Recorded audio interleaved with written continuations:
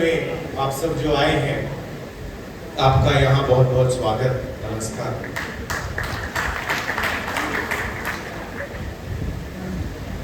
मैं आपसे दो तीन चीजें कहना चाहता हूँ। पहली चीज यात्रा के बारे में, और जो मेरा अब पिछले 1.5 साल का जो एक्सपीरियंस रहा। पिछले साल हम भारत जोड़ो यात्रा पे निकले। 4000 किलोमीटर चले, कन्याकुमारी से कश्मीर, और हम सबको, मुझे तो पहली बार हिंदुस्तान को नजदीकी से देखने का मौका मिला।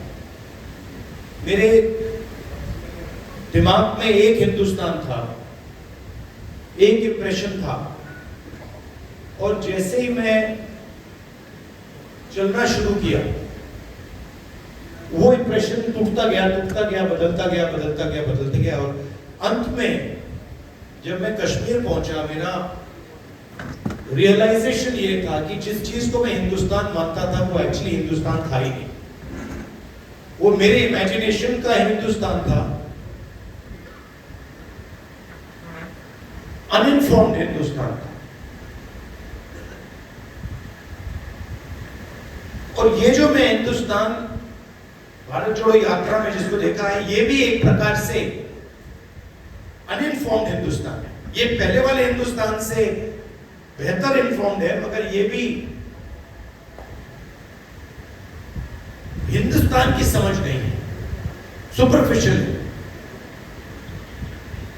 मगर उस यात्रा में दो चीजें बड़ी क्लियर थी। एक कि हिंदुस्तान नफरत का देश नहीं है, मोहब्बत का देश है। और इस देश में, इसके डीएनए में रिस्पेक्ट, मोहब्बत, ये बहुत गहरा है।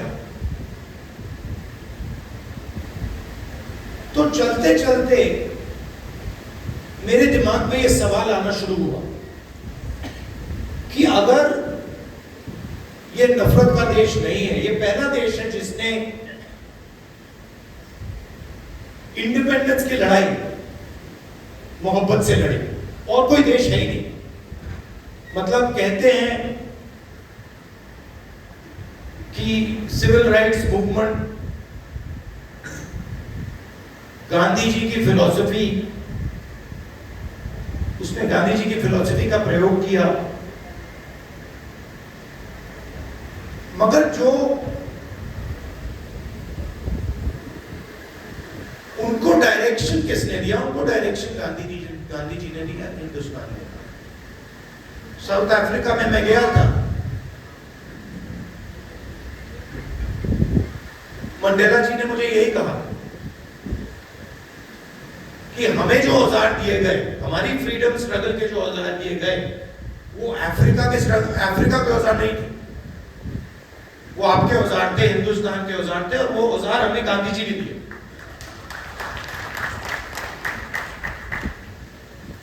तो जब मैं चल रहा था, मेरे दिमाग में सवाल आया कि अगर हिंदुस्तान मोहब्बत का देश है, तो इसमें नफरत क्यों फैल रही? क्योंकि इतना आसान नहीं होना चाहिए नफरत को फैलाना। हम कहते हैं बीजेपी नफरत फैलाती है, बट कोई ना कोई फाउंडेशन तो होगा, कोई ना कोई बेसिस तो होगी इस नफरत की। तो ये सवाल मेरे दिमाग में था, और आस्ते आस्ते मुझे बात समझ आने लगी कि नफरत का कारण अन्याय है। कि ये देश में गरीबों के साथ, किसानों के साथ, दलितों के साथ, महिलाओं के साथ, युवाओं के साथ, सबके साथ हर रोज अन्याय होता है। 2-3% लोग हैं इस देश में जिनको न्याय का एक्सेस मिलता है।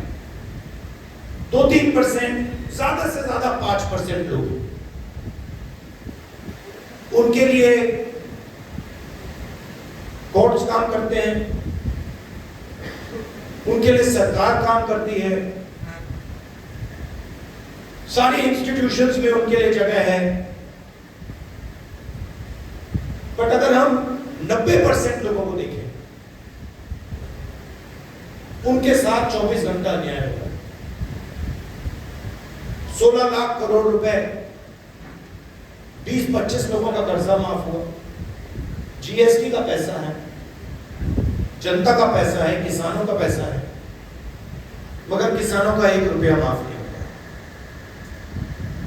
और मैंने सरकार के अंदर से देखा, जब हमने किसान कर्जा माफी की बात उठाई, जब हम सरकार में थे, तो रिस्पॉन्स मिला कि ये ठीक नहीं है, इससे किसान आलसी हो जाएगा।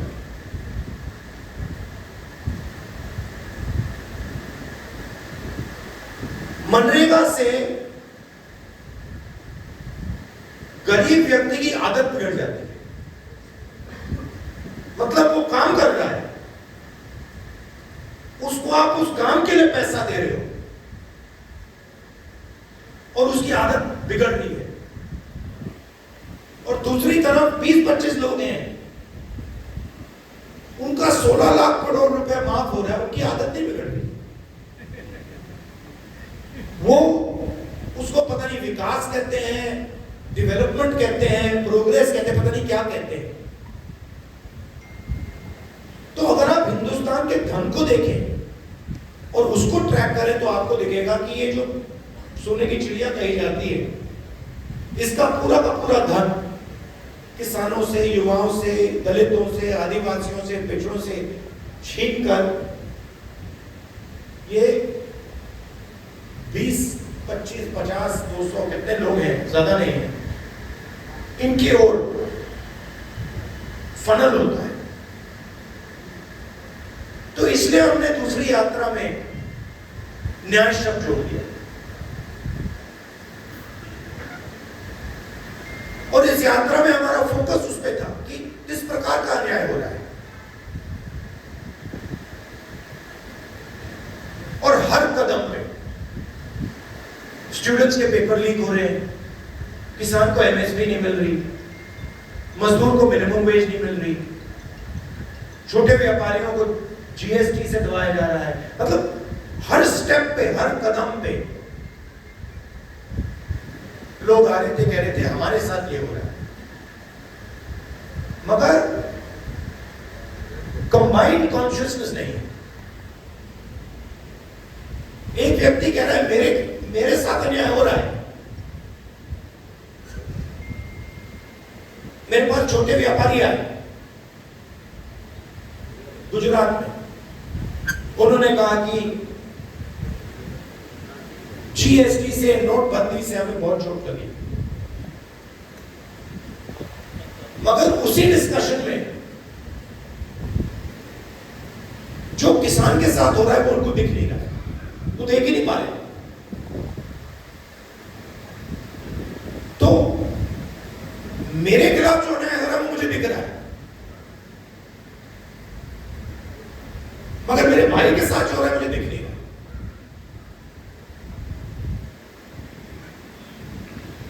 तो ये बहुत जरूरी बात है, क्योंकि जब तक आप अपने भाई का के साथ जो अन्याय हो रहा है वो नहीं देखोगे, तब तक कोई मूवमेंट खड़ा नहीं हो सकता।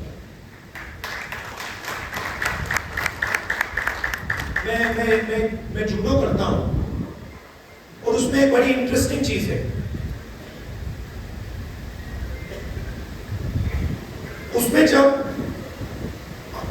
जमीन पे गिरना पड़ता है, फेंका जाता है व्यक्ति को।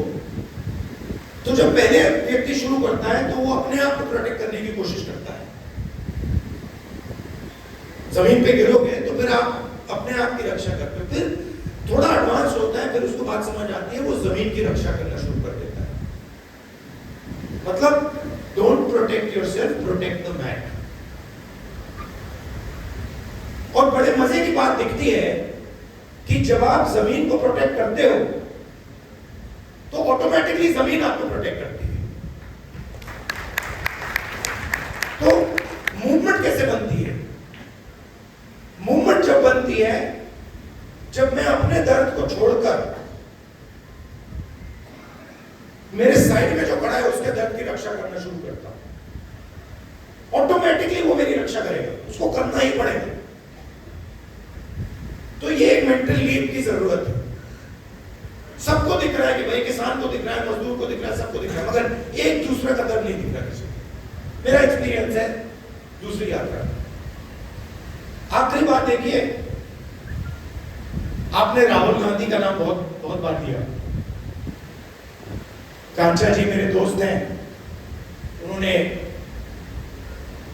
नारे भी दे दिए। ये राहुल गांधी नहीं है, ये हिंदुस्तान में करोड़ों लोगों की फीलिंग है। उनमें से मैं एक हूं और आप मेरे ऊपर फोकस कर देते हैं। बट भारत जोड़ो यात्रा में मैंने अपनी आंखों से देखा, मैं अकेला नहीं चल रहा था, लाखों लोग चले थे मेरे साथ। और एक्चुअली भारत जोड़ो यात्रा की स्ट्रेंथ राहुल गांधी नहीं था। भारत जोड़ो यात्रा की स्ट्रेंथ वो बाकी लोग थे। तो उन पे भी फोकस होना चाहिए। लड़ना हमें एक साथ है। और ये हिंदुस्तान के दो एक्सप्रेशंस के बीच में लड़ाई है। ये राहुल गांधी, मोदी, बीजेपी, कांग्रेस के बीच में लड़ाई नहीं है। हिंदुस्तान के नेचर के अंदर दो आत्माएं हैं और ये उन दोनों आत्माओं के बीच में लड़ाई है। एक आत्मा कहती है कि हिंदुस्तान बीच से चलाया जाएगा, ऊपर से चलाया जाएगा और सारे लोग ऊपर देख के ऑर्डर लेके इस देश को चलाएंगे। और ये एक सोचने का तरीका है हिंदुस्तान। बहुत सारे लोग इसको मानते हैं, एक्सेप्ट करते हैं। और एक दूसरा तरीका है कि हिंदुस्तान को डिसेंट्रलाइज तरीके से हिंदुस्तान के सब लोगों को सुनकर चलाया जाए, जिसको हम, अगर आप धार्मिक तरीके से बोलना चाहते हैं, शिव की बारात बोल लीजिए। इस सब लोगों को जगह देके निर्णय लिया जाता है। जैसे योगेंद्र यादव जी अभी बैठे हैं, बड़ी इंटरेस्टिंग बात आपको बताऊं। 3-4 महीने पहले इन्होंने हमें कहा, देखिए हमें ये जो गारंटीज हैं, हमें क्लियरली बता देना चाहिए देश को कि इंडिया गठबंधन आएगा तो क्या करें। और आज मैंने इनसे पूछा कि आप बताइए, जो हमने गारंटीज देश के सामने रखी हैं, इससे आप खुश हैं? तो इन्होंने कहा मैं खुश हूं, मगर बहुत chaotic डिस्कशन हुआ क्योंकि ये एक्चुअली कांग्रेस पार्टी की, राहुल गांधी की, खारगे जी की इंडिया गठबंधन की गारंटीज नहीं है। ये एक्चुअली हिंदुस्तान की आवाज है। उसको हमने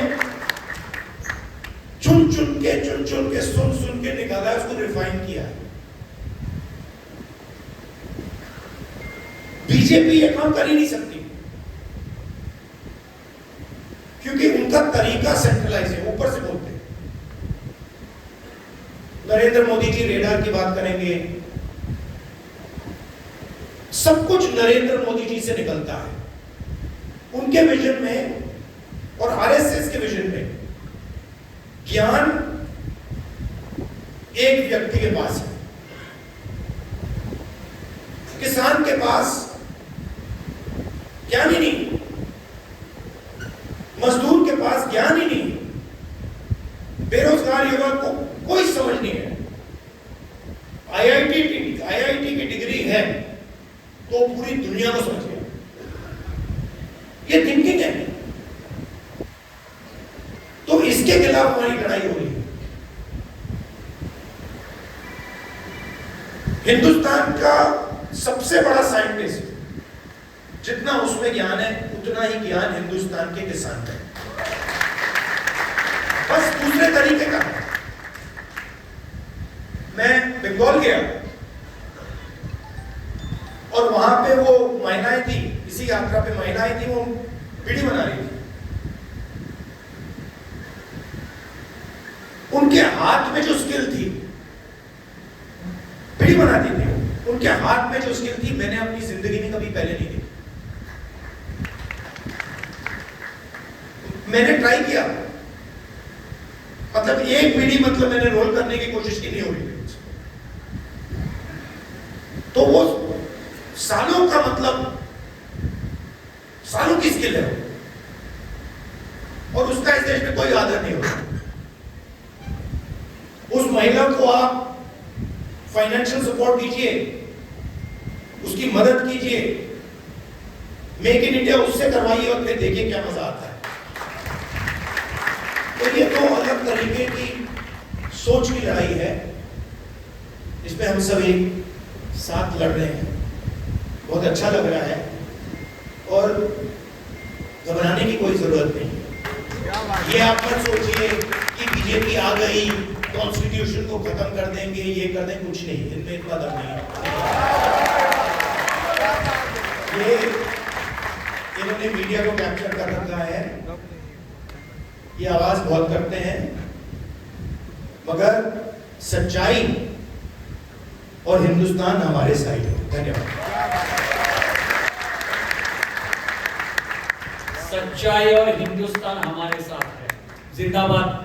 राहुल जी बहुत बहुत शुक्रिया। मैं भारत जोड़ो अभियान के राष्ट्रीय संयोजक